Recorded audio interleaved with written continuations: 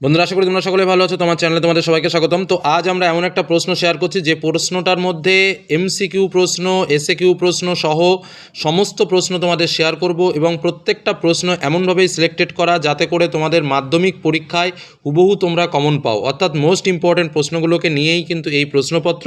এবং আশা রাখছি যে এই প্রশ্নপত্রের মধ্যে একাধিক প্রশ্ন তোমরা পরীক্ষাতে হুবহু কমন পাবে এবং একদম প্রশ্ন প্যাটার্ন মেনেই কিন্তু এই প্রশ্ন করা হয়েছে যেটা তোমাদের মাধ্যমিক পরীক্ষায় আসতে চলেছে। তো তোমাদের যেটা বলার যে এই প্রশ্নের এমসিকিউ এসএকিউগুলো তোমরা একটু দেখে নাও, আর নিজেরা অবশ্যই বেশি করে জানো তোমরা, তবু একটু নিজেকে একটু মিলিয়ে নাও যে তোমাদের প্রিপারেশন ঠিকঠাক আছে কি না।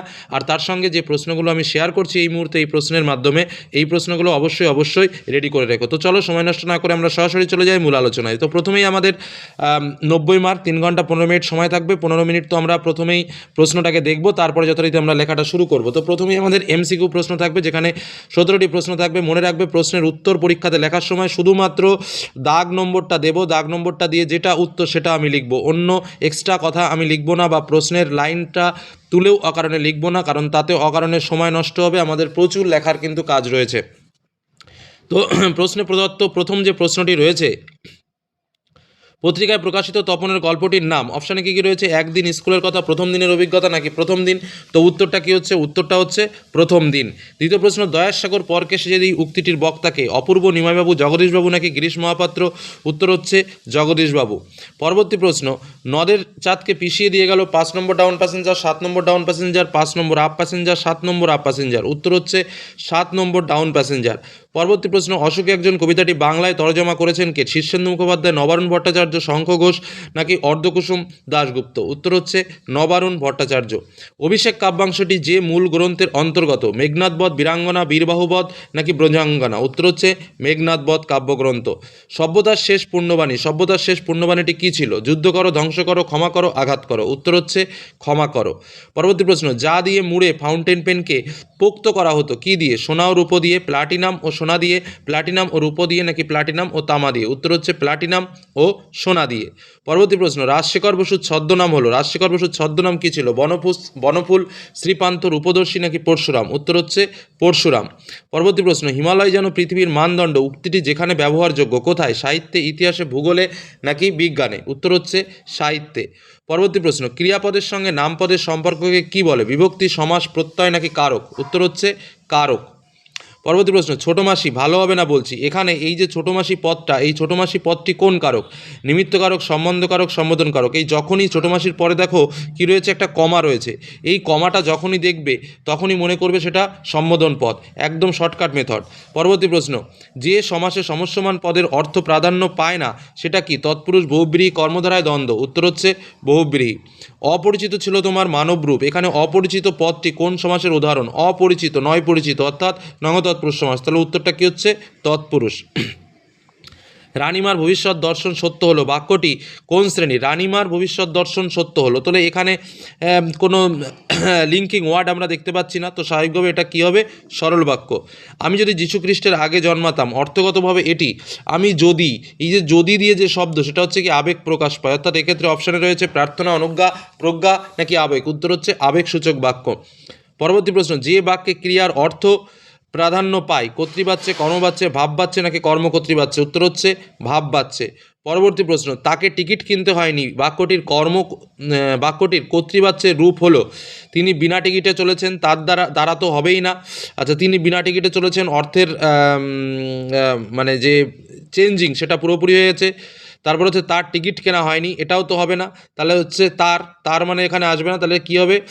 কর্তৃবাচ্যের রূপ হলো তিনি টিকিট কেনেননি। ঠিক আছে, এইভাবে কিন্তু তোমরা শুধু দাগ নম্বর দিয়ে উত্তরটাই লিখে দেবে, মানে দাগ নম্বর দিয়ে গদাগ লিখলে গদাগ লেখার পরে যথারীতি আমরা আমাদের উত্তরটা দিয়ে দেবো। পরবর্তী প্রশ্নে আমরা চলে যাই। দুদাগে আমাদের এসএকিউ টাইপের প্রশ্ন রয়েছে, আমি উত্তরটা মুখে বলবো, তোমরা একটুখানি শুনে নেবে। আর উঠতে বসতে ঠাট্টা করছে, কি নিয়ে ঠাট্টা করছে? তাহলে কি নিয়ে? কারণ বাড়িতে তপনের নাম হয়ে গেছে কবি, সাহিত্যিক, কথাশিল্পী, আর উঠতে বসতে শুনতে হচ্ছে তোর হবে, হ্যাঁ বাবা তোর হবে, এটাই কিন্তু তোমাকে লিখতে হবে। পরবর্তী প্রশ্ন যেটা রয়েছে, এবারের মতো মাপ করে দিন ওদের, কে এবং কেন বলেছিল? একবার ওই যে পুলিশ সেজে হরিদা দয়ালবাবু লিচু বাগানে দাঁড়িয়েছিল এবং স্কুলের 4টে ছেলেকে ধরেছিল, ভয়ে কেঁদে ফেলেছিল ছেলেগুলো, আর স্কুলের মাস্টার এসে সেই নকল পুলিশের কাছে ক্ষমা চেয়ে কিন্তু এই কথাগুলো বলেছিল। পরবর্তী প্রশ্ন চলে আসি, দয়ার সাগর পরকে সেজে দিই নিজে খায়নি, মিথ্যেবাদী কোথাকার? আহ, মিথ্যাবাদী কোথাকার এই কথাটা কে বলেছে? ঠিক আছে, প্রশ্নটা হচ্ছে কথাটি কে বলেছে। তাহলে কথাটি কে বলেছিল? কথাটি হচ্ছে তোমার ওই এই মানে গিরিশ মহাপাত্রের সেই গাঁজা খাওয়ার পরিপ্রেক্ষিতে বাংলাদেশের যে পুলিশের পদস্থ ব্যক্তি যা জগদীশবাবু, সেই জগদীশবাবুই কিন্তু এই প্রশ্নটা করেছিল। পরবর্তী প্রশ্ন, সে প্রায় কাঁদিয়া ফেলিয়াছিল, উদ্দিষ্ট ব্যক্তির কান্নার কারণ কি? কারণ কী ছিল? কারণ হচ্ছে সেই নদের চাঁদ সেই ক্ষীণস্রোতা নদীকে খুব ভালোবেসেছিল, এবং যখন সেই অনাবৃষ্টির বছরে তার সেই নদীর, তার যে গ্রামের নদীর সেই স্রোতধারা যে প্রায় শুকিয়ে যাওয়ার যখন উপক্রম হয়েছিল, তখন কিন্তু সে প্রায় কেঁদে ফেলেছিল। তার পরবর্তী প্রশ্ন, তার লেখা জনপ্রিয় হবে না কেন? তার লেখা জনপ্রিয় হবে না কারণ বয়স্কদের জন্য যা লেখা হয় তা প্রাথমিক বিজ্ঞানের মতো গোড়া থেকে লিখতে হবে, অথচ যারা বাংলায় ভাষায় বিজ্ঞান লেখেন তারা এ ব্যাপারে মোটেই মানে সতর্ক নয়। এই কারণেই কিন্তু ওই তাদের লেখা জনপ্রিয় হবে না। পরবর্তী প্রশ্ন, কবিতা থেকে, আমি তাকে ছেড়ে দিলাম, তাকে বলতে কাকে বোঝানো হয়েছে? তাকে বলতে কাকে বোঝানো হয়েছে? আচ্ছা, এটা হচ্ছে পাবলো নেরুদার অশোকে একজন কবিতা থেকে এই প্রশ্নটা নেওয়া হয়েছে। তো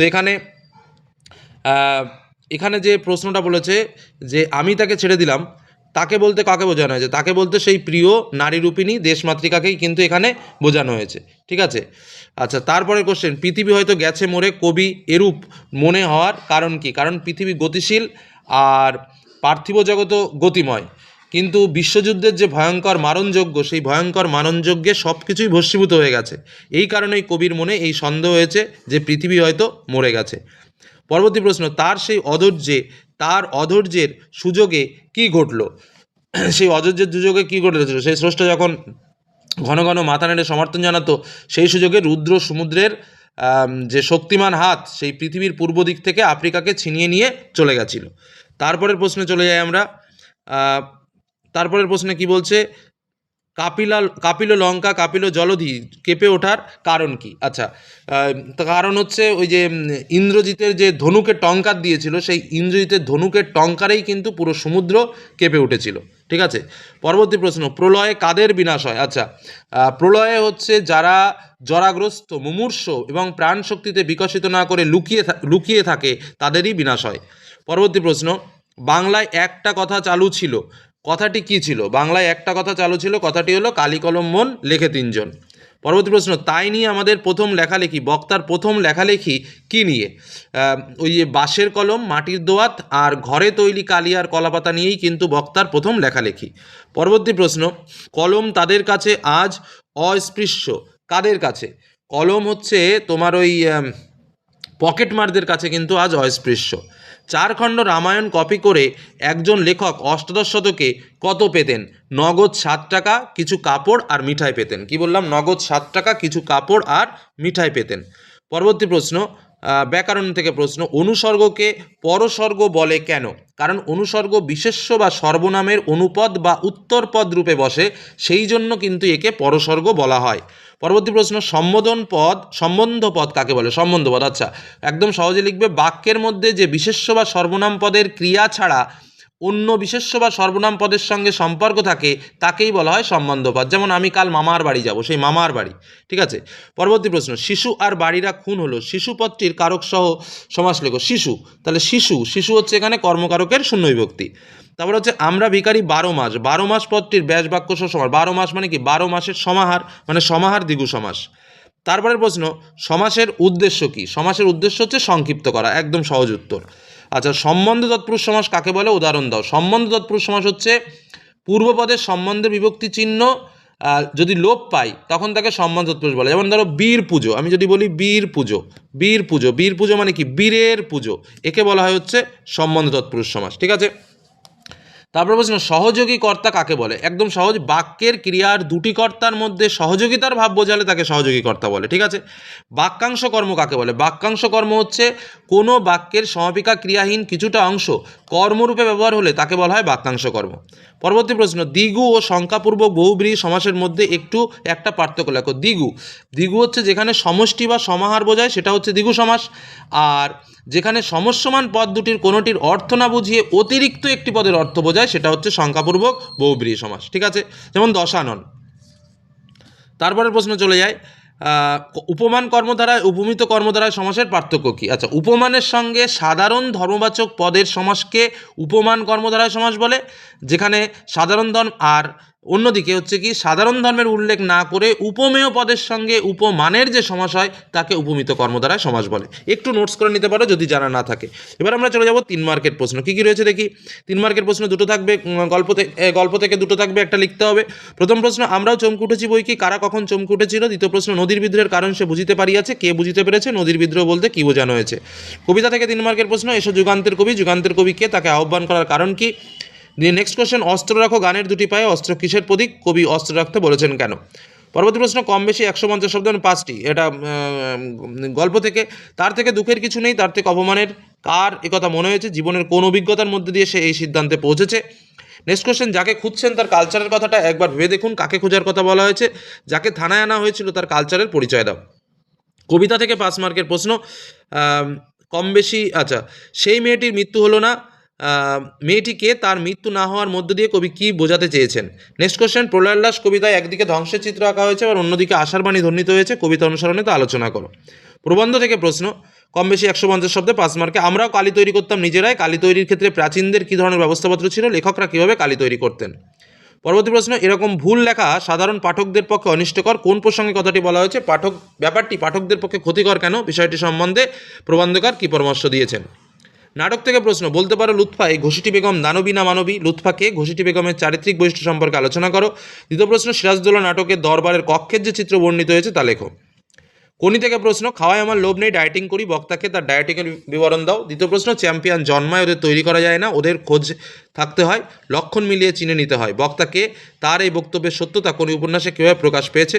পরবর্তী প্রশ্ন, এটা বুকের মধ্যে পুষে রাখুক, এটা বলতে কী বোঝানো হয়েছে, তা পুষে রাখার কথা বলা হয়েছে কেন। বঙ্গানুবাদ যেটা রয়েছে, আওয়ার লাইফ ইজ শর্ট, আমাদের জীবন হয় খুব ছোট্ট, but we have to do many things, কিন্তু আমাদের অনেক কিছুই করার আছে। Human life is nothing but a collection of movement, মানুষের জীবন কিছুই নয় কিন্তু কিছু স্মৃতির সম্ভার।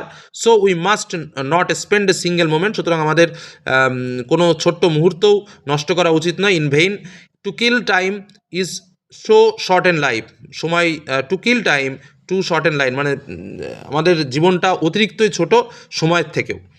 ঠিক আছে, তারপরেরটা বলছে যে যেটা তোমার সংলাপ আর প্রতিবেদন থাকে, সংলাপটা এসছে নিত্য প্রয়োজনীয় দ্রব্যমূল্যের বৃদ্ধি নিয়ে দুই বন্ধুর মধ্যে সংলাপ, আর প্রতিবেদন এসছে জলের অপচয় রোধে সচেতনতা শিবির, এ বিষয়ে প্রতিবেদন। আর রচনার দিকে যদি আমরা তাকাই তাহলে আমরা দেখতে পাবো কম বেশি 400টি শব্দে যে কোনো একটি রচনা, পরিবেশ দূষণ তার প্রতিকার, জাতীয় সংহতি বিচ্ছিন্নতাবাদ, সমাজ কল্যাণে ছাত্র সমাজের ভূমিকা, আর বাংলা ঋতু বৈচিত্র্য। তো এই হলো আমাদের প্রশ্ন, এবং আমি আশা রাখছি যে এর মধ্যে একাধিক প্রশ্ন তোমরা কমন পাবে। শর্ট কোশ্চেনগুলোর উত্তর সহ আমরা তোমাদের আলোচনা করলাম, যেটা কিন্তু তোমাদের খুব পজিটিভ একটা সাইন। তবে প্রশ্নটা কেমন লেগেছে এবং এই প্রশ্নের ভিতরে কত প্রশ্ন পরীক্ষাতে পাও সেটাই এখন দেখার। তবে আশা করবো যে প্রচুর কোশ্চেন তোমরা পরীক্ষাতে কমন পেয়ে যাবে। ধন্যবাদ।